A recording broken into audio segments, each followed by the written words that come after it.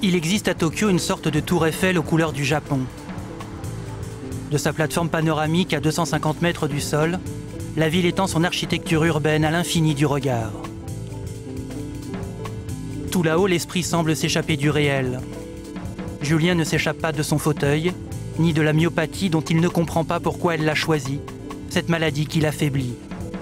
C'est son combat à lui, c'est sa guerre, je pense que quelque part, je pense qu'on arrivera à la gagner cette guerre avec lui au travers du Japon.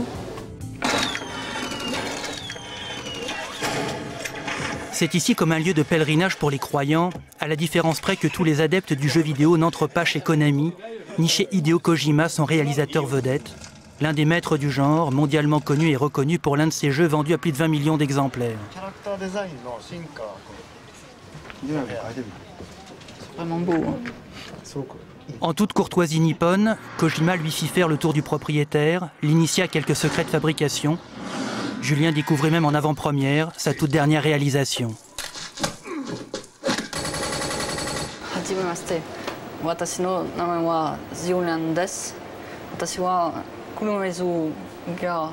Au lieu de la demi-heure initialement prévue, ils passeront finalement l'après-midi ensemble, Julien débutant en japonais une conversation de spécialistes sur le pourquoi du comment du jeu vidéo.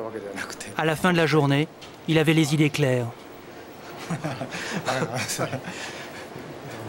En voyant tout ça, je me dis que ça, ce serait vraiment un boulot qui me conviendrait.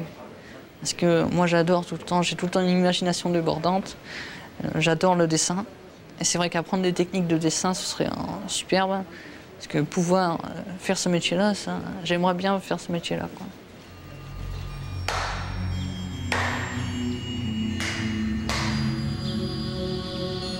Au dire même des Japonais, Meiji Jingu est sans nul doute le plus beau sanctuaire shinto de Tokyo, voire du pays tout entier.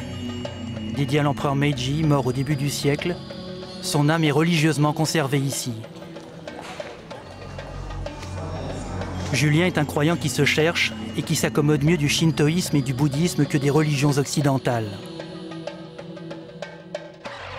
Ce mercredi d'octobre, il est à mi-parcours de son voyage au Japon. Parti en quête de lui-même aux confins du monde, le petit samouraï de Normandie au regard clair n'avait pas fini de découvrir et d'apprendre.